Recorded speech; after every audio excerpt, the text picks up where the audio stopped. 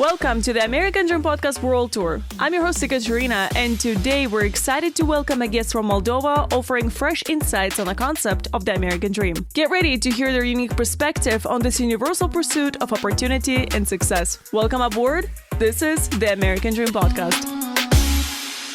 I'm here in a studio with Dmitriy Chernioglo. Welcome to the show. Hello. Thank you for having me. Absolutely. I can't wait to hear your story. So let's dive into the topic of immigration and your journey from Moldova to the U.S. So share a bit about your background. Absolutely. So we moved to the U.S. from Moldova. It was a little village in Moldova called Bessarabia.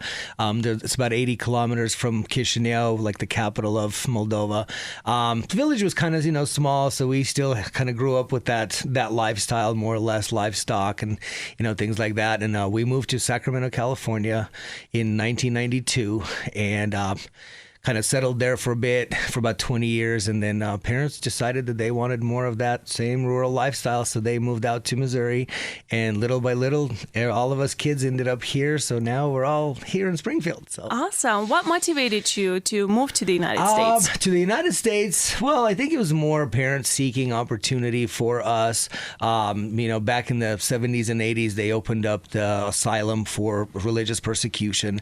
And so a lot of the families kind of started that way, and parents just saw an opportunity to start a new life, give us a better chance and better opportunities in life, and they kind of applied and went through all that and ended up coming here. So okay, so you were only 10 years old when you moved to the United States. How was your life in Moldova before you moved? If you remember anything from it. I do remember a lot. I mean, it's basic stuff, but it was pretty simple.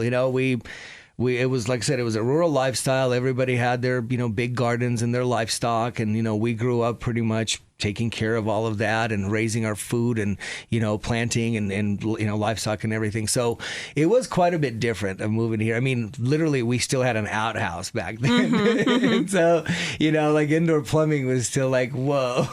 And so it was very different. But, you get used to the better things. You get used to them quick, and but there's a lot of good lessons and a lot of good experience that was left over from there, just from experiencing that type of lifestyle, or at least a lifestyle where your daily needs aren't really met by the social programs, and you have to, live with it. For example, like we had power outages literally every day. They would shut off power for certain amounts of time, and that was because they had to conserve or whatnot.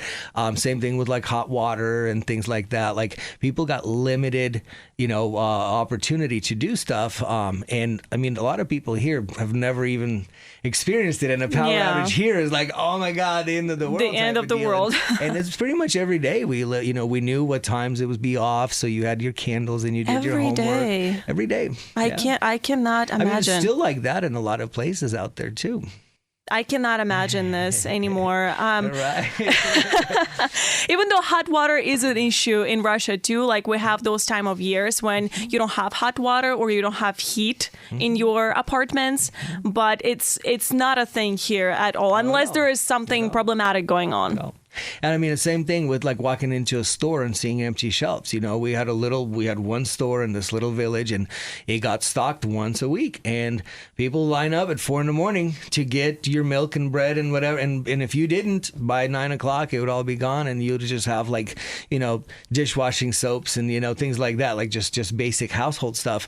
But all the produce and food and stuff was pretty quick. So, seeing empty shelves in a store is another huge thing that a lot of people here have never witnessed. And I think if they do, it would really be a shock. Whereas it's something that I remember that same feeling of, planning ahead and trying to figure out what to do in case it didn't get stocked, and it changes the way you see the world. It changes the way you see daily life and how you prep for life. So I am thankful for a lot of those experiences from there, just to have that knowledge base, understanding of what can happen or what other, countries and other people may go through. As a 10-year-old boy that moved to the United States after not having hot water every single day and problems with electricity and empty shelves, how was it for you to see full shelves in the store, Walmart? It was surreal. You know? It was surreal walking into the store for the first time and seeing the grocery aisles and seeing the fruits and the vegetables. And candy. There were some things that I never even knew existed, you know what I mean? Like to that point, and seeing it all freely available and being able to taste it, being able to, you know, it was definitely a huge, you know, experience, a huge cultural shock, a huge, you know, but again, you're moving from worse to better. So it's really not a shock. It's just more of a pleasant surprise type of deal. When you go the opposite, it's a huge shock because, you know, you got to learn how to deal without on some of the things. Yes, absolutely. Were there some of the challenges that you faced upon arriving here or during your arrival? The trip wasn't bad at all, but I mean, of course, when you get into a new country, you always have the struggle of, you know, communication. You know, language is a big thing, and then, you know, then cultural differences, you know, assimilation into where you're at and what's going on. You know, I remember, you know, when we moved here, I was in 4th grade, and you know, a couple of months later, I was able to interact with people, and somebody said something about Michael Jackson, and I had no idea this time who this was, and they were in shock that I didn't know who Michael Jackson was, and I was like, well, how am I supposed to know this? And it's like, it's so common knowledge, you know, for everybody here, but that's just because, again, there's a whole world of difference of access to entertainment, access to, you know, news and music and everything else was very limited out there. And so, yeah, I mean, it's a huge difference from where we moved. You know, learning the language was okay. I mean, I was young enough still, and they actually had, so when we first moved to the U.S., they didn't really have ESL programs, English as a second language, and so we didn't even have a translator in the whole elementary school because there was only 2 other Russian kids in the whole school. Give you an example. 5 years later, I'm in high school, and we have 658 Russian kids in the whole school. So that's Oops. a huge difference between now and then. Then they had translators. Then they had like 5 or 6 different English ESL programs where it was all Russian In kids. Sacramento, is that correct? California, yeah. Wow. It was all Russian kids. So you had a class of 35 students, of course, they're talking to each other in Russian. Nobody's learning really much because there isn't that like need and that, you know, where you get thrown in and you assimilated that way. And I had different. I mean, I literally had to learn to communicate, which was actually a good thing. I think it helped with my English. It helped with kind of, you know, getting into that culture and understanding of everything because you didn't really have anybody else to communicate with in your language. And so it was a positive thing, I think. But I mean, usually whenever you move to a different country, you have all of your, you know, your basic struggles of, you know, figuring out what you want to do, you know, learning the language, learning the culture, becoming part of the society of community. And, you know, other than that, I mean, I really didn't have too many, you know, struggles here because, I mean, it's the land of opportunity. You know what I mean? If you are driven, if you want to do something, I mean, there's probably no better place in the world of being able to open the door of opportunity to be able to do something. And of course, it, you know, it paid off. Absolutely. As a 10-year-old boy, did you felt like an outcast in the beginning? In school? It did. Yeah. And we, you know, again, since we were just getting in, we were still kind of, you know, we had some prejudice and some racism, and it was the, you know, kids can be cruel, and, you know, but all kids are cruel. You know, so you had your, you know, and because we were still so new, I mean, there was 2 other Russian kids in the whole school, so there wasn't really a community still or a group still. So in the beginning, there was a lot of that, just kids making fun, you know, and trying to pick fights and, you know, kind of do whatever bullying and, you know, stuff. How did you overcome that? You just kind of deal with it. I mean, you know, sometimes you take it, sometimes you fight back, and, you know, and sometimes it just kind of works out. And it was interesting because some of the Asian kids that we, you know, kind of got into squabbles with early on became some of my good friends in high school because we knew each other the whole time because we were in the same kind of grades going up, you know, and so you learn. You know, I got an interesting story about this too. So back in the day, there was, you know, a couple of kids that really, you know, bullied 4th, 5th grade, and we kind of went on, our own way. We moved to a different part of Sacramento, so I ended up going to a different high school. Anyways, time passed. I mean, from 4th and 5th grade, I didn't see two of these kids till literally like 20 years later. And I was in Sacramento, I would say maybe 10 years ago. And we went to downtown, walking around. There was a music deal with lights and sounds. And I'm walking by, and this light turned, flickers. And I see this guy, this big dude in front of me. And the first thing, it's like, dude, I know this guy. And his name comes up in my head. And I'm like, wait, no way. And he looks at me and he's like, and we recognize each other from fourth grade. And he was like, no way. And so we go outside talking, and guess what the first thing he says? He's like, dude, I just want to say I'm sorry that we were, mean and punk little kids. And like, I remember, bullying and stuff. And he was like, I just, and I was like, dude, I'm not mad anymore. I mean, it's like, it's a world away and it's been decades. But just the fact that that was something he also remembered in this whole conversation kind of shows that, yeah, at that time, I mean, I think anybody that moves to any country that is a foreigner in some country will get some kind of a pushback, will get some kind of hate just because you're a foreigner and you're different. You're different, and sometimes people are afraid of what they don't understand, and sometimes people are afraid of new and other things, and so that fear drives them to, segregate, drives them to, attack, to defend, whereas, sometimes it's really not needed. Absolutely. Can you share a special moment or experience that made you feel like you were truly living the American dream? That's a huge concept. I mean, what do you think of that concept in general? Well, so I do like it. I do stand by it. I think, and they say it's American dream just because we're talking about America, but I think overall, I mean, I think every human being has dreams of achieving something of what they want.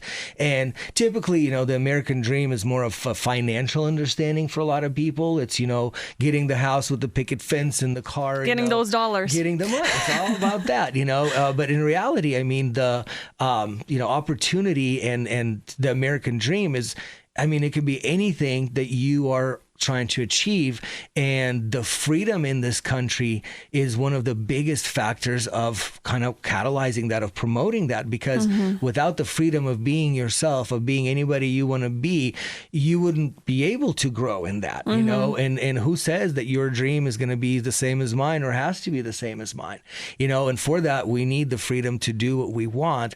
And so to me, the American dream goes beyond, just the financial parts, but overall I would say it's the land of opportunity more than anything, and opportunity sometimes matters more than skill, than career, than knowledge, than education, than anything else, because I have had many friends and I know many people that are well educated, that are some of the most hardworking people in the world, but without the opportunity to be able to use and utilize those skills, they're struggling.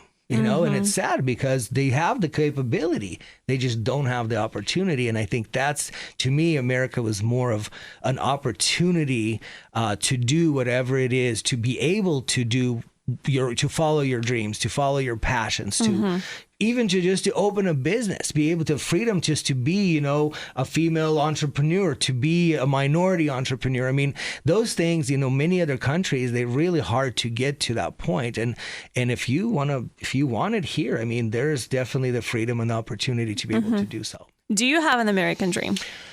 I have many dreams. And again, I wouldn't say it's an American dream, but I would say that it's a personal dream. And, and again, happiness can be described in many different ways. And I think when people talk about the American dream, or, they're talking about personal happiness in general. I mean, that's what dreaming is finding your happy place, finding the things getting to the point to where you're living the life you want to live. And for some people, it can mean, a little cottage in the woods. And for some people, it can mean, a 300-acre, castle on the cliffs of the ocean. And that's okay. Everybody's dream is different. And the beauty of it is the fact that we all have the freedom and the opportunity to be able to do that here, compared to many other countries. And I think that's one of the biggest things that I'm thankful for that my parents did with this move, is the fact that they opened the door to pretty much to help give us an opportunity to be whatever it is that we want it to be and to achieve whatever it is that we wanted to achieve. And I don't think it would be possible if we were still back there. I think about it a lot. I'm like, what if I was still there? And, people find ways to, move up and, business and stuff like that. But it would be such a huge different world, and just the access to knowledge and access to information. And I mean, you would probably be 70 years old before you reach that. Right? You know what I mean? Yeah, exactly. It'd take a whole lifetime just to get where I'm at now over there, and probably still wouldn't, just because the access and the opportunities are not there at all. So have you achieved your American dream yet? I'm on my way. I mean, if you talk about the basic dream of, having, and again, the American dream kind of goes into having a plot of land, right? Having your own little piece, that's yours. And the not just the positive, but the happiness of land ownership or house ownership is the fact independence. That it is yours. You're independent. You're free. Nobody can take it away from you. Nobody can tell you can't plant this or you can't do that. It's your land. And I think that is what is the biggest drive for most people. And actually, I mean, look at the Pilgrims. That was literally one of the things that they seeked most, was the ability to be able to do their own thing without somebody getting involved and telling them how to live or oppressing them in some way. And I mean, we're seeing that today. If those that want to work, those that, get an opportunity or take the opportunity, you see quite a bit. So, I'm at this point where, I got my own house. That was one of the biggest things, because again, growing up and trying to figure all this out, a house purchase was a huge thing, at some point I was like, I don't know in these times if I can, something I can even afford. And then, little by little you work and opportunities arise in different things and you move up, and, buying the first house was like, man, wow, and I got to feel that excitement of just being able to do something that, one, you've really had doubts about ever being able to do in this economy, and two, you're actually you're fulfilling that dream, the next thing was, when we were little, I don't know if you remember or not, there was a gum brand in Russia called Turbo, yeah. Remember those? And they had little inserts there, and about cars. And these were all supercars. We're talking about like Lambos, Ferraris, and all of course, luxury. And so, and again, the craziest thing is how that gum made it to a village in Russia or in Moldova, and somebody growing up and playing with these papers from the gum and stuff, and reading about all these cars, and they just seemed like it was just an impossible, it was a whole different world, right? And then little by little, you get, you grow, and then opportunities open up, and you get to a point where you're like, dude, I want one of these, what I mean? And I guess because I'm a big car fan, I love, fast cars, supercars. And so, growing up, it was more of a love for them rather than, believing that it was possible to even have it, and then little by little, as I'm, building my dream, I'm realizing that, I'm getting to a point where, I can do some of this stuff, and it changes everything. It changes the way you feel. It changes the way you see the world, because you're no longer one of the biggest my favorite quotes. Elon Musk was doing a college ceremony deal at one of the universities, and he said one of the coolest things. He said, he goes, we as people, we were not created to just solve problems every day.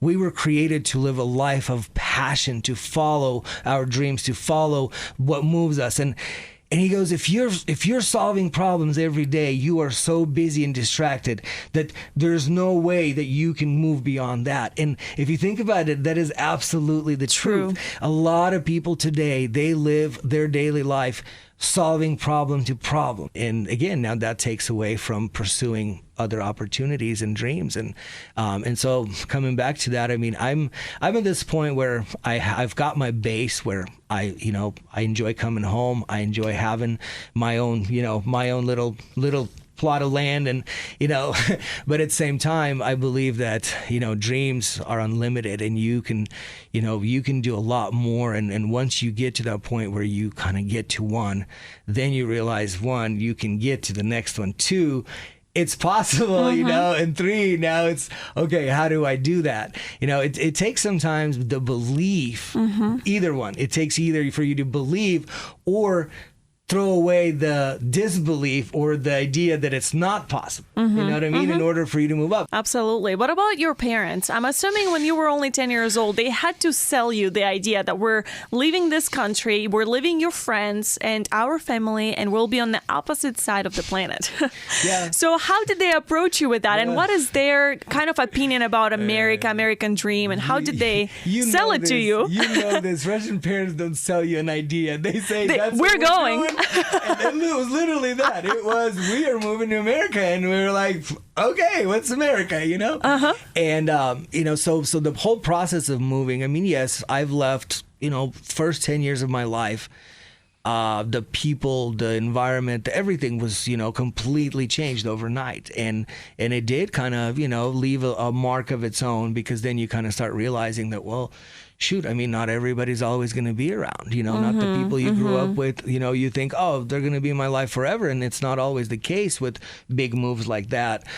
See, for them, my parents were, you know, kind of devout, religious kind of upbringing. And so their dreams was simple, man. They wanted a family. They wanted a little piece of land where they can have their garden and their livestock. And as long as that was taken care of, where they were provided for, they really didn't, you know, see the point of, you know, the capitalistic dreams that, you know, many people have today, which I mean, I'm not against either. It's just theirs was the simplest of them all. It was, I want a family. I want to be able to provide for my family. And we had 8 kids, so we had a big family. I am 6th of 8. Oh, yeah. my gosh. Yeah, and at one point we had grandparents living with us, so it was 12 people in one house. Wow. And so growing up, it was, you know, and it was a good thing in a way too, because it's a double-edged sword, because with that you never get privacy, you never get your own rooms, you never get a chance. And you have to buy a lot of Christmas presents. Your own room. Now, you know, I'm talking about from like my perspective. You know, like I've grown up, never had my own room, never had an opportunity to design or put posters in a room, because there was 3-4 of us in a room at all times. You know, but on the other hand, growing up in a big family, you really learn social skills. And, you know, when you step on somebody's toes and somebody lets you know about it, you really begin to understand how your actions affect those around you. And in a big family, that's inevitable. I mean, it's, you know, and so I'm really thankful for that in a way, because my social awareness of, you know, my actions on my surroundings have, you know, have been honed quite a bit through that. And I feel like with that, it helped me become socially more aware of how my actions impact those around me. Whereas people that didn't have that, you know, people that, you know, again, nothing good or bad, it's just that's where they were at. People that were single children, like, you don't really get to see any of that. Nobody nobody really gives you feedback. I was a lonely wolf in a family. I only had, I'm an only child. Yes. I grew up with my mom and my grandma. That is it. Okay. Yeah. That's why I sound a little bit like introvert sometimes. Right. Yes. Yeah. See, in a big family, you don't have the freedom and opportunity to, you know, to go with it, because there's nowhere to go. Yeah. You go to your room. You're constantly around people. You go to the kitchen. I mean, literally everywhere you go. So it was the 12 of you that moved here? Yep. It was all 12. So 12. your whole family moved here. Yeah. There was a little plane between San Francisco and Sacramento that took us from San Francisco to Sacramento when we moved here, and it sat 15 people, and 12 of them was us. So it was literally it was like a private jet basically for you guys. Yes. Plane, yeah. So since your family is so large, I'm assuming you're still carrying some Moldovan traditions or values. And how do you approach that? We're actually a huge melting pot of many different things. So kind of a background story. So there is a nationality called Gagauz.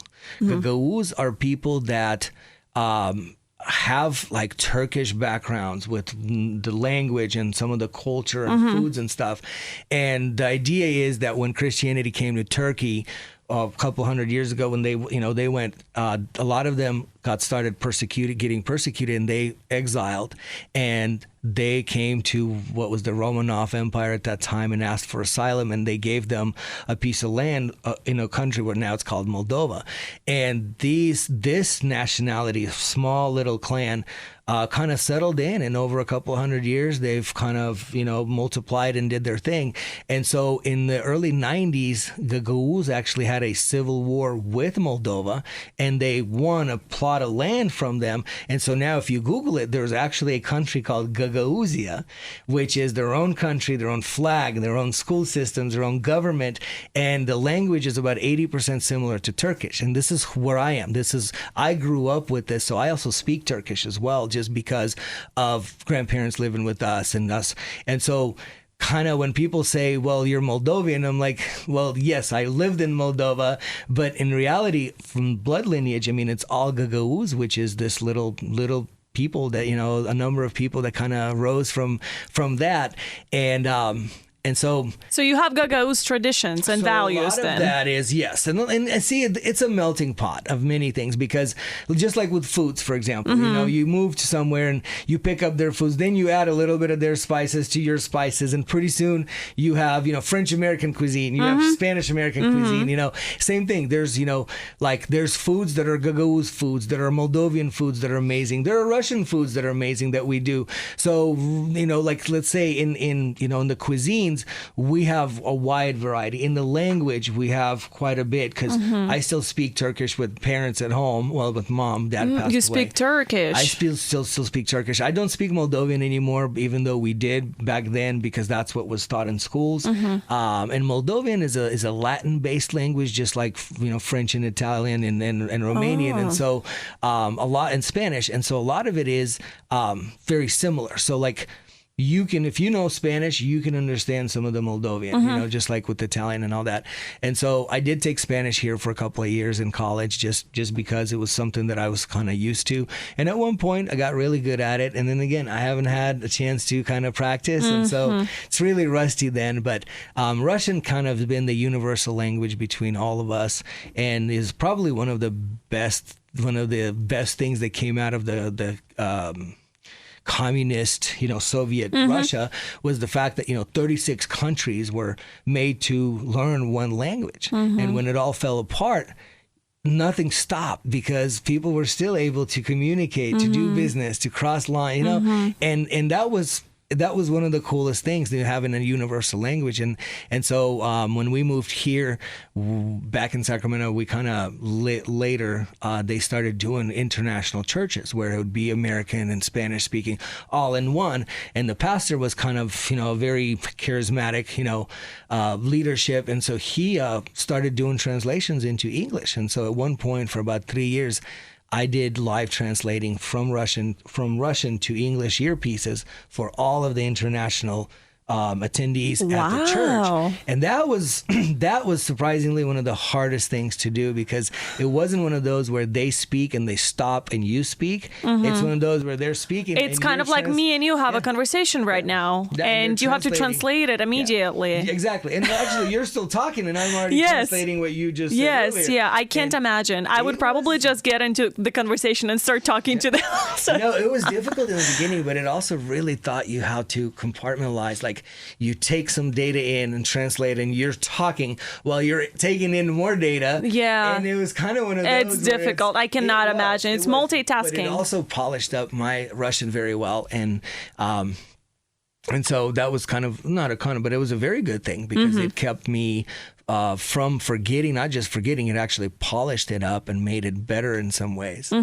So how is that Moldovan, Turkish, Gagauz, and Russian inner self helps you develop yourself here in the United States? Yes. How does it help you reach your goals and dreams here? It's just like with any kind of knowledge, knowledge and experience is what changes people. That's what literally is the catalyst for growth, for change, for anything. And so having any kind of different knowledge, whether it's language, whether it's culture, foods, these are the things that then prep you to, one, better accept change and understand change, and two, have the tools in your toolbox to be able to deal with and change and adapt within yourself.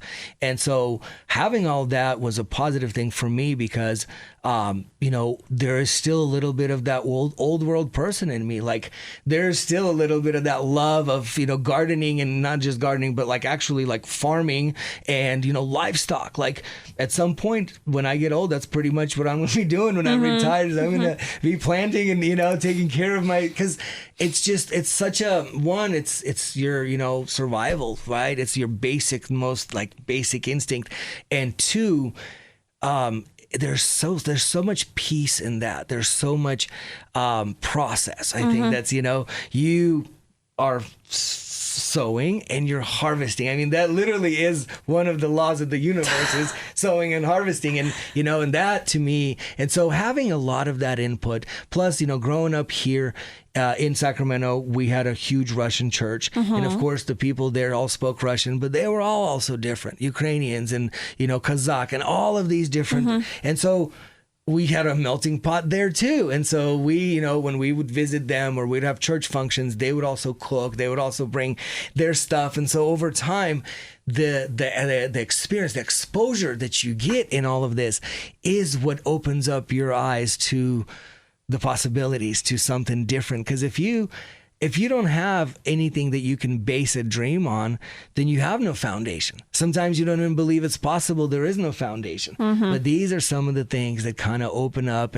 and give you the exposure of what's out there, what's possible, what are people doing. And then you realize how most of life and everything there is, it's the same structure. We as humans go through the same type of journey. Notice we all go through the same. One day I was driving and it was traffic and I looked around and I was like, there are hundreds of people right here. And all of them have names and families and jobs. I think about that sometimes too. I mean? Yes. And you're like, and right now we're all in one, we cross paths, but at the same time, like, they all have a story. They all have fears. They all have. This is why stress. I do this podcast, is because every immigrant comes here with a journey. And it's so interesting to me because not a single person that I've met has the same story to share. And that's the beauty. Not a single one. That is the beauty of it. That's why I love variety and that's why I love internationalism, because everybody has a story and everybody can show you something that you didn't know, that you didn't think about. And that can then help you base some of your understandings better. And little by little, everybody grows. Yes, this should be a commercial for the American Dream podcast. This is why you should subscribe. I want to ask you a little bit about stereotypes and kind of misconceptions about Moldovan, Russian, Turkish background that you have going on. Have you encountered with anyone yet that has said something about you that either surprised you, offended you, or just made you confused? All of the above. No, well, there's quite a bit of stereotypes all around the world. You have these people hating the Polish. You have these people hating on the Spanish, and the Moldovan people in general.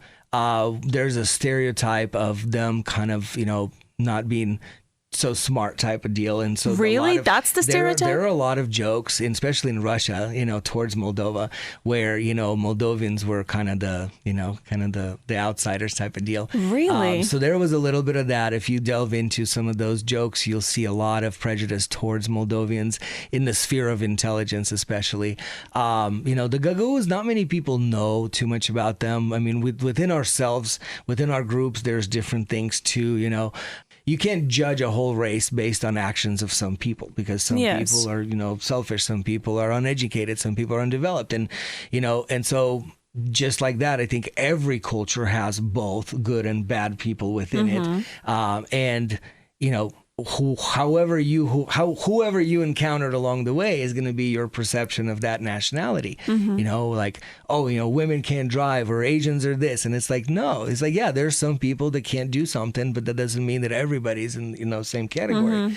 There is, I think I've encountered mainly the typical, commie stereotype, it's so funny. I even had one back in the day, we used to hang out at this bowling alley, and there was a DJ there, and we got really good friends with them, and he kind of started listening to Russian music here and there, and so he would call us astronauts. What is it, astronaut? Astronauts, yeah, just because it was kind of like he just or you have your comrade, or you have and so I think mostly, and it was never really, the Russian stereotypical stuff wasn't really too offensive because it dealt with communism more, and we really weren't ever communists. communist, as a family. So you didn't really care about that. So it really didn't bother, and I wasn't Moldovan, so that kind of stereotype didn't really click. But I mean, stereotypes in general where, you're getting bullied in school because, you're from a different country. I've gotten quite a bit of that, early on. So with your background and experience so far, what would you say to Moldovan people about moving to the U.S.? What to prepare for? And should they come here? Not only Moldovan, but also Turkish people. Say any immigrant that has an opportunity to come here, definitely keep your mind open because it's a whole different deal. And, lately especially, it's been kind of interesting because, when we moved, it was a huge culture shock, but as things kind of went on, Russia's adapted too, and everybody's, they know a lot more than we did moving here, but overall, I think that the opportunities that are here and the freedom to pursue your passion here is probably the most out of anywhere that you can go. And then if you have the opportunity to do that, definitely take that chance to, and keep an open mind too, because as I was saying, a lot of the people that come lately, they always compare. Well, it's like this in Ukraine, or, America's, why is it so stupid because of this and this and this? And you're like, dude, you're not in your country anymore. Yes, you came here. You have to adapt. Yeah, I understand that it might been even better the way. And that's kind of the whole point is come here, show what you're doing. And at some point, if it is better, people will adapt that. And you would have changed or influenced the whole culture rather than fighting against it, rather than making America the enemy because they're so different than you and because they're wrong. No, introduce your ideas and see maybe that's something that they will adapt. And in return, you get a whole different result. Absolutely. So before we hop into a break, I want to ask you, looking back on your journey so far, what are some of the proudest moments or proudest achievements in pursuing your American dream? Man, there's so many. There's so many. And I'm like I said, I'm thankful for the fact that the timing when we moved here, the amount of, it was perfect. I got to see another part of life and how life is. Then I got to see a little bit of life on the West Coast and kind of how that is. Then we ended up in the Midwest. And besides, I loved sports, still love sports, but I did swimming, water polo, and diving in high school and college. And so, I kind of got pretty far in those things, and those were some of the earlier proud moments of like working hard and training and going through that and achieving something and going, wow, we did this, and then we moved here. I moved here 7 years ago. I moved to Springfield fresh out of a divorce with literally a bag of clothes and a car, and that was it. I had $20 in my pocket, and I was gonna spend the night on my sister's couch, 1-bedroom apartment on her couch, because I didn't know what to do. We were just starting this company. I left a okay job. It paid bills, but that was about it. And that's, and pretty much with nothing. And I remember when I first moved to Springfield, I was driving. I would take Battlefield from one end all the way to the other just to see what it is and where it goes and what are the stores on it. And then I would take Chestnut and Sunshine. And I did. And I would just drive just to see, just to kind of get acquainted with everything. And I remember feeling so like lost and not knowing what's going to happen. And literally like your whole life got uprooted and you're in a new place, new job, new life, new everything. It was kind of daunting. It was a little bit like, well, what is going to happen? And you don't know. And there's so much uncertainty. And, 7 years later, I'm driving down and I'm like, dude, like, that's crazy. We did this and we did that. And, we bought this. And right now we just bought my brother and I bought a commercial 7,000 square foot commercial property that used to be a church, and we're updating it and we're going to, try to resell it as a church. But, so now you're going from, literally like not knowing what you're going to do and where you're going to live to actually, buying projects and fixing them up and reselling them and seeing results that are, outstanding. And also in this whole process of learning and growing and kind of figuring out who I am and what is life, there was a lot of little nuggets of wisdom that you collect over time. And at some point, like, I didn't really even know why. You get an idea. I just finished writing a book and it's a very interesting story just overall. And that's a whole different podcast for another time. Absolutely. But, is it for sale now? No.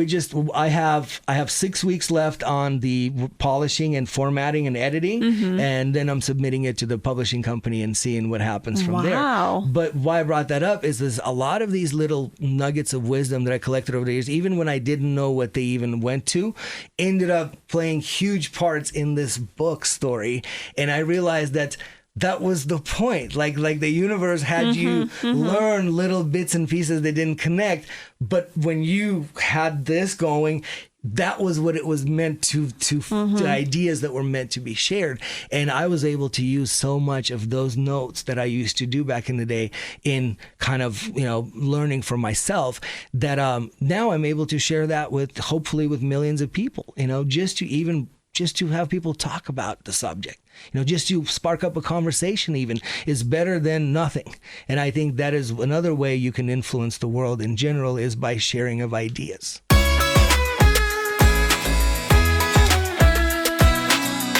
Welcome back. You're listening to the American Dream podcast, and I'm here in the studio with Dmitriy Chernioglo. Yes, from Moldova. And we're about to take an imaginary trip to Moldova, of course, which I don't know anything about Moldova. I'm very unprepared for this interview. Not many people do. So I hope you will walk me through the process of, if I were to travel to Moldova, what should I expect? So first things first, as a native from Moldova, what aspects of your country do you believe make it unique and attractive to travelers? Well, see, Moldova, it's not known for many things. It's actually one of the poorest countries in the European Union. But Moldova's soil is kind of like Napa Valley, where it's a very, dark, fertile soil, and so grapes were a huge thing that they grew. And so Moldovan wines is actually something that is known all over the world, what they're known for. Wow. And they have wineries from 1800s that they rebuilt and they made into wine tasting and, touring and all that. And so, Moldova can be divided into two parts. You have your tourism, right? And it's come a long way with that, from the hotels and the restaurants. You can literally have an outstanding experience, an upscale experience, especially in the cities. You go to Chisinau and it's literally like, the level of entertainment and, hosting and cuisines and everything is very top notch. So there's that as far as your tour, as far as you just going to visit. Now, when you go into the depth of the country, or you come back to the village I came from, it's kind of sad, because when there's no opportunities and there's no business and growth, young people don't have anything to do there. So they leave to work in other countries, and the only people that stay are the old folks. And so what's sad is last time we went there, it was literally just most old people. And that's it, and so it's kind of like it feels like it's a dying out town, but then again, it was a small little village, so really not that crazy. But, when you get to the, home life, it's very different throughout. A lot of it is, basic stuff, just like in Russia's villages. You have shortages and this and that, and you have to prep for winters, and it's so crazy. Mom used to can hundreds of jars of different stuff during grandma used to do that fall too. Harvest, because in the winter sometimes you didn't get a truck and you had to support 8 kids. So and they didn't waste anything. They any harvest that came in the fall time, and if there was extra of anything, it got canned for the winter. And that's kind of how they survived. And so the country of Moldova itself it's a poor country. There's really not too much crazy world business trading going on, but there are some very cool again, like if you're going to visit, you can have a great time. There's the spas or the sanatori and all those there. Sanatori. It's been a while since I've heard that word. And it's crazy out there because it's cheap. Like you go out there. Oh, absolutely. You're on especially if you're from America, you would probably have the most luxury rest there ever. For like $40 a day. Yes. Like massage treatments. You can go there for a year. Yeah, you literally can. When was the last time you were in Moldova? I never went back. Ever since you were 10 years old? Never went back. Wow. My parents have gone a lot. My siblings have gone a lot. I just kind of, when I, got to move out and be on my own, got married, and we just kind of started building businesses and working here, and never really, traveled the world, but never really went back just because, again, all the people that came back, visiting, it was, there's really not that much to see. And so, I'd rather spend, a week in Bali than a week in Moldova, Absolutely. Because there's really not much. But as far as like what I've seen, from the, videos and everything that they go through, I mean, it's a fantastic, if you have money, any place in the world can be fantastic. Yes, absolutely. But at the same time, like they have gone quite a lot raised their bar on, the tourism industry and what is offered to people there.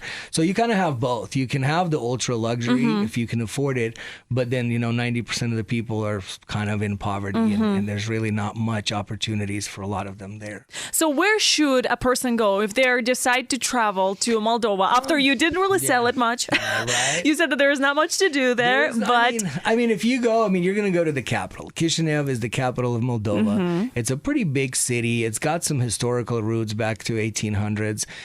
They have redone some of the buildings there and stuff, like the government buildings and stuff. Like, they've grown quite a bit since I left, and if you're going to go there, that's probably going to be the best place to go. Just the capital. Just because that's where you're going to get the most hospitality and the most opportunity to just kind of taste everything, see everything, kind of the museums, there isn't much restaurants and museums in little villages, so if you're going to visit, that's probably going to be your best bet is to stop there.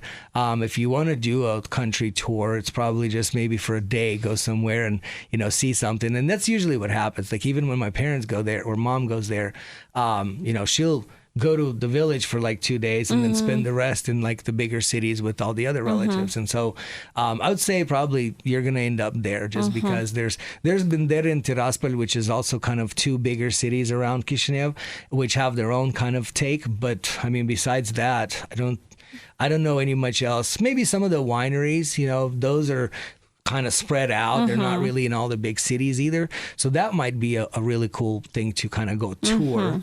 But again, that would probably just be that one event in that whole village, So do Moldovan people speak English? If a person from America were to visit, should they learn a little bit of the language, or should they not worry about it and speak English? It helps. As far as I understand, any part of Moldova and Russia now, there are English-speaking people. Like if you needed to, you can find somebody that can help translate most of the time.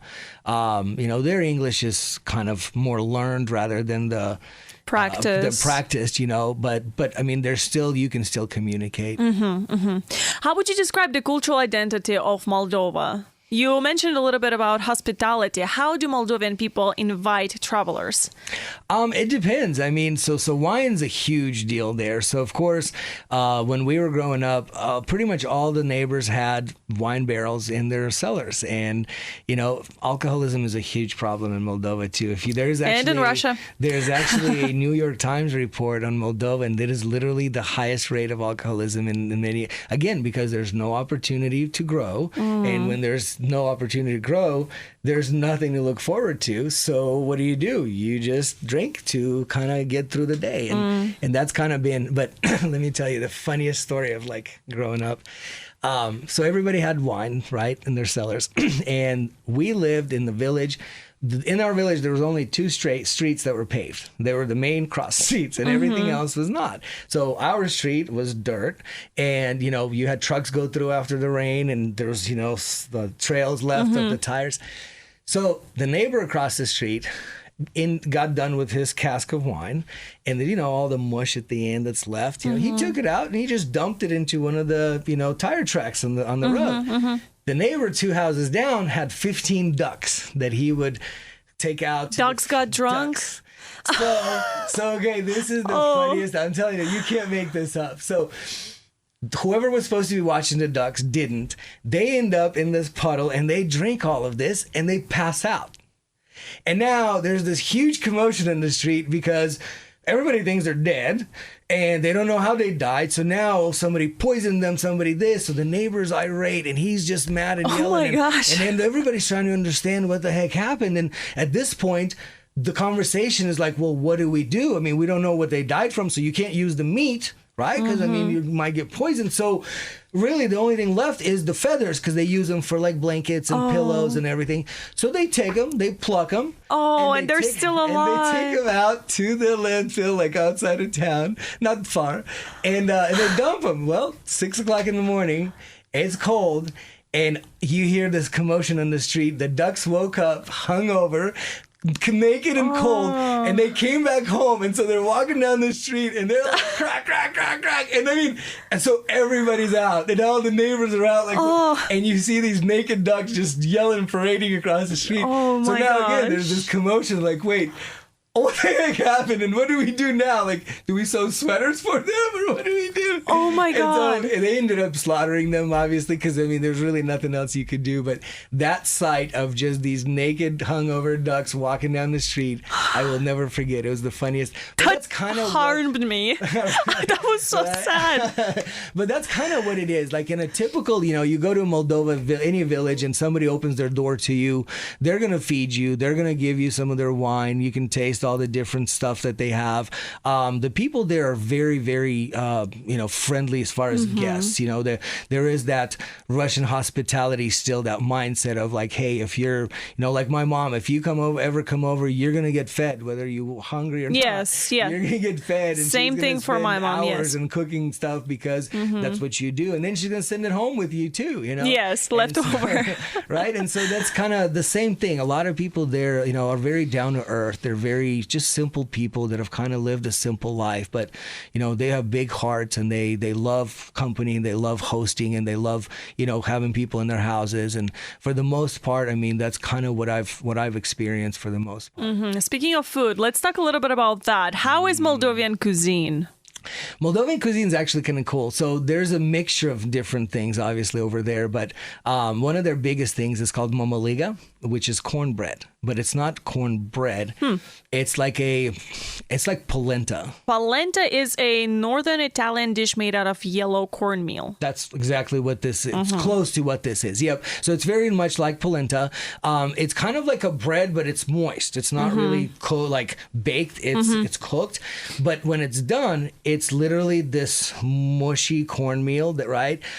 But it's so simple, but it's so good because you can use it as a dip into any sauce, anything. And they love feta cheese as well. So a lot of the Romanian dishes, you will have, you know, the momoliga, you will have, you know, feta cheese, you'll have all kinds of gravies and dips. And that's what they would do because corn was, you know, easy to grow and easy to find. And that's what they would make. They would make this momoliga pretty much every day. And, you know, you can use your hands and dip, or you can, you know, they cut it with string because you can't really use a knife, it sticks.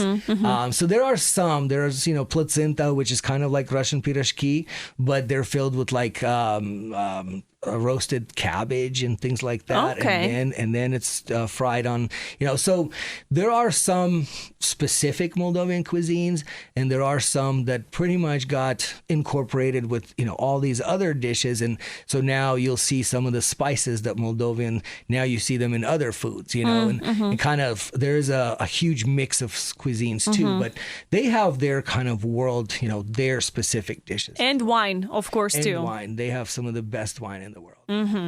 So if a person decides to go to Moldova, what some tips would you give to that person? If it's an American person who wants to go, or maybe a Russian person like me, if I want to go to Moldova. Honestly, I think, and it would apply to any country, but I think, you know, if you do go there, find a guide. Find somebody that knows the place, knows the people, and knows the culture. And that will help quite a bit with having your experience enriched. Because if you don't have that, you're going to take out, Google whatever you want to Google and go and look at random places. Whereas somebody that lives there can tell you some of the insights, can tell you some of the cultural stuff, can tell you how not to get in trouble with the cop down the street, things like that. I find that things like that really, really help kind of get you immersed into that local, lifestyle rather than you coming in and just trying to kind of wing it on your own and find places on your own, and everything down to talking to the restaurant owners and getting what you want, or, having somebody that can, and usually it'll be your taxi. Like a lot of times.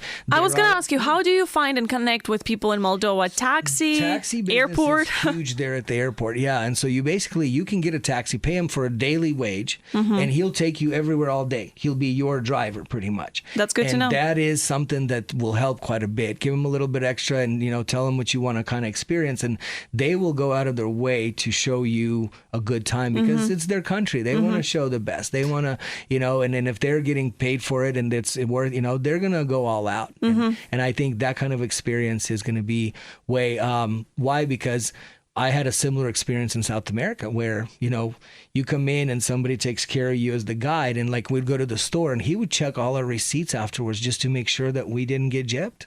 Oh. Because, you see American tourists going to a store, they charge them 3 times more than they normally would. And the prices aren't huge anyway, so the Americans don't really feel a difference in time. But in reality, it costs that much. And he would find stuff and be like, no, he would tell the clerks, no, this is not how much this costs. And they would take it down. So just things like that, not getting taken advantage of, knowing how to kind of navigate the cultural and the societal stuff, law and, cultural, norms, places hole in the wall places you would probably never know about, but these people know about them, like little bars and little breakfast stuff. And those are the things that really will give you that insight, that a true taste of that local taste rather than just some, well-known restaurant. And that's it. Absolutely. And when we're talking about paying that person daily, it's not that much too. No. How much in dollars would that even be? Like $20. $20 a day. That's it. And you're safe and you know where to go, you know where to eat and where not to go and where not to eat. Absolutely.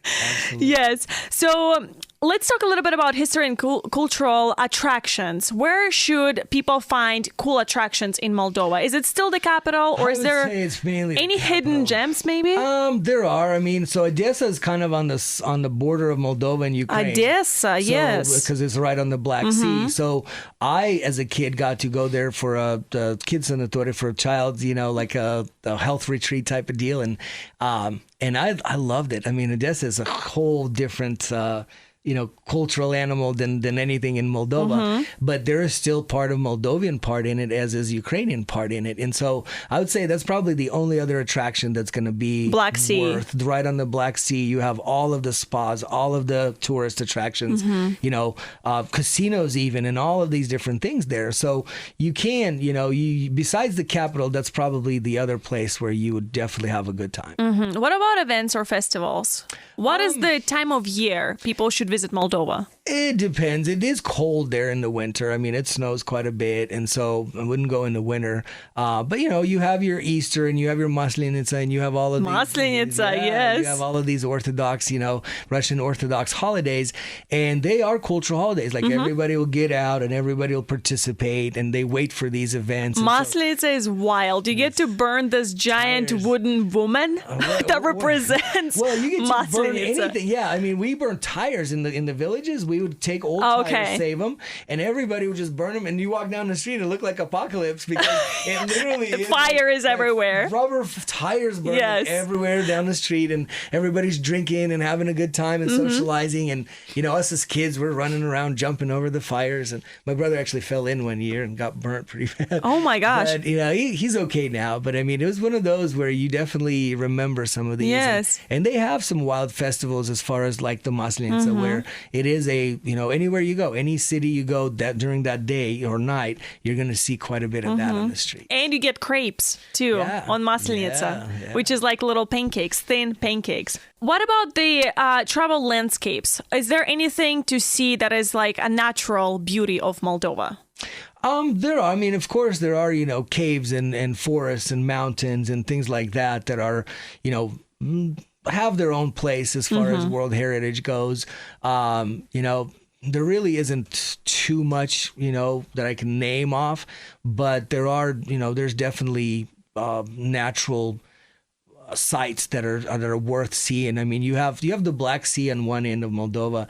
You have a couple of huge lakes in between. You have some mountainscapes going more towards Romania, and so you can kind of get a little bit of both. But the countryside is beautiful. I mean, most of Moldova is fields of grapes, and for when Moldova was part of the communist Russia, they were the biggest supplier of grapes and wine, but also they were a very big agricultural country for them, because they had kolkhoz everywhere. Like every little town had a kolkhoz, and that was a commune that governed agricultural stuff. And so we as kids, I mean, during summer break, I remember I was like 7 years old, they give you a bucket and you go help pick the fields, and they pay you a certain amount of money per bucket. And that's what we did as kids growing up. That's, you made a little extra money, and agriculture was huge. It still is in a lot of places there. But during, when it was organized by the communist, government, like it was a huge agricultural producing place.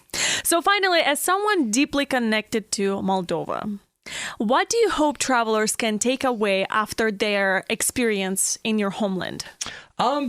Just even the experience of seeing something that is completely different, a lifestyle that's completely different than theirs, tasting their foods, kind of getting an idea of, how all that came together.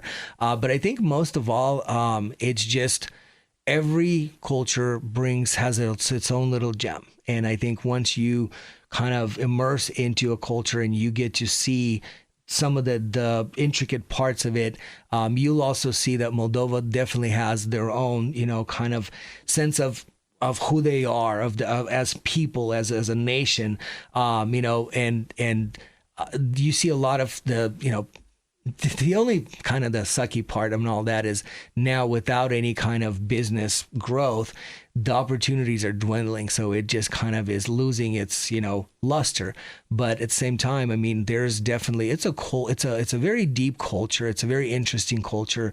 The language is a lot like Romanian. And so there's a lot of kind of similarities between them as people as well. But I think, I mean, it's just a gem of its own that can, kind of show you something that you probably will never see anywhere else in the world.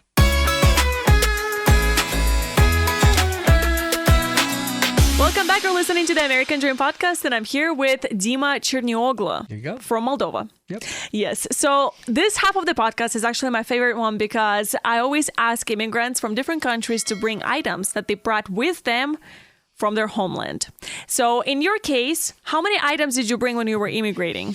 Oh, that's actually a funniest story. So when we were moving, parents didn't know what to bring with them. I mean, literally nobody gave them a checklist. So like dad put tools in bags. I mean, they had like rakes and axes and hoes and, shovels, because they didn't know what to expect. And so they brought everything. And we actually got 2 bags, not taken away, but flagged at check-in because they had axes in there. And they were like, no. Yeah, it's crazy because you never know for how long you're going to be gone, too. We brought carpet with us. Right, exactly. You never know what. And so they literally brought all the tools you need to start a colony, pretty much, to work the land and the wood and, all that. Obviously, we didn't need half of it, but some of the things, okay, so the Russian tea sets, the servizi, do you remember those? Service. How did you manage to bring it internationally? Mom brought 3 of them, and one of them, because back in the day, that was a thing, Yes, of course. So she was given a tea set back in 1970. Service is, by the way, is a tea set. It's this huge, very decorated, all this porcelain, nice, and it was it was almost like a currency in a way. Yes. It was an investment. It was one of those. It was. And so Mom got this tea set for her wedding back in 1971. She still has it on her wall. And I want it so bad. Every time I'm home, I'm like, Mom, I'm going to get this, But so I wanted to show that, and I'll send you pictures so you can kind of post that. But basically, that was a huge part of when they were growing up. that was what was valued. So Yes. you gave that as gifts. You gave that as an investment towards somebody's future, towards your kids, or somebody's getting married, and so we still have a couple of those, and it's just interesting. Kind of like no other culture literally has tea sets that they valued so much. They have other stuff, but so that was one of the biggest things that I kind of wanted to share, because to me it's still a very important, very valuable item, and a lot of people don't even know what I'm talking about. Do you know the ones that were shaped like fish? The tea sets that were shaped like fish. I do. That's the one. She has the blue one, and I want it so bad. So that was one of the things. The other thing that I wanted to show is the wines, of course. I mean, the wine, the Derby, or the Brown Derby Center here in Springfield used to have quite a bit. I think they had 3 or 4 Moldovan wines. I don't know if they have them lately with all the COVID and the war stuff and all that, but you can still find them throughout. I mean, bigger liquor stores may have, distributor centers may have. I actually had a chance to go to Florida beginning of January this year, and the Russian population in Sarasota, Florida is huge, and so their Russian stores are quite big, and they had a whole wall of Georgian and Moldovan wines, and those are amazing. So I ended up probably getting 8 bottles, and then had somebody who was driving trucks bring them on the truck because I couldn't fly with them. But I actually ended up finally getting a collection of Moldovan wines and a couple of Georgian wines into my collection, and I've wanted it for the longest time. And I had a couple, but here and there you have some family events and stuff, and you end up breaking one open to share with Americans, whoever wants to, and so they're they go pretty quick if you're sharing with everybody. But I do have quite a few now that I can showcase, and these are stuff that I grew up with. I mean, same names, same distillers, that's crazy. Everything. Wow. And yes, Moldovan wine. If you delve deep into it, you'll see that it has left an impact all over Russia and pretty much all over the world. Never knew about that. That's so interesting. That like wine and are fans. I mean, at some point you end up in that region for sure. So service, which is a tea set, and wine, wines, and then the mamaliga, which is like the polenta, which is like the cornbread. Okay, how do you make it? Do you buy it here? No, you buy cornmeal, which is like a roughly cut corn flour, and you boil it with whatever Sometimes you do it with milk, sometimes you do it with water and salt, but basically, and then you let it kind of absorb, and it becomes this kind of like mushy, kind of like mushy bread. It's not a dry bread, and it's not a wet, mush like mashed potatoes. It's kind of in between, where you can actually mold it and you can put stuff on it, but it's in the cornmeal taste itself is just that. It's the true Moldovan, anytime I ever get a chance to eat mamaliga, it takes me right back to literally sitting in a little kitchen in Moldova and, having dinner and mom cooking the same thing, And there's not many places you can get, mamaliga here, but if Moldovan people, you can always ask and they'd be happy to get, make you some and share some with you, because it is one of their cultural prides. If someone were to visit your home right now, would they know that you're from a different country?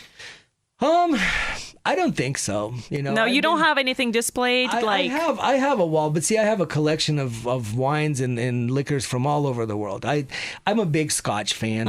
It's something that I've kind of started looking into, and about 6 years ago, and then I've been probably 14, 15 different countries around the world, and at some point I've especially when you're like the Caribbean, and they do their own rums, they distill their own rums, they distill their own tequila in Mexico and all those regions.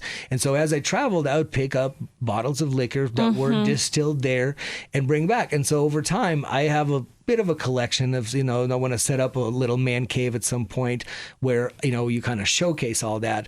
But overall, as far as you walking into the house itself, I mean, you don't have a flag displayed. I don't really have a lot of, old world stuff. I do have some stuff, and it's usually kind of kept away or set up in a display case somewhere, but not really, on a daily, in my living room type of deal. I love all kinds of interesting stuff. So you'll see interesting stuff, necessarily not be Moldovan. I always enjoy talking to immigrants about the items that they brought, because you never know, like service. I would have never guessed that that's the item that your family decided to bring, or tools. Like, gardening tools, and farming tools. Yes. So it's always so interesting to me. And thank you so much for visiting me today. I thoroughly enjoyed learning about your culture and your background and just your journey to the United States in general. Don't forget to give us a follow on our Instagram and on our YouTube at Podcast TAD. Thank you so much, Dima. Thank you for inviting me. It was a pleasure. Thanks for tuning into the American Dream Podcast.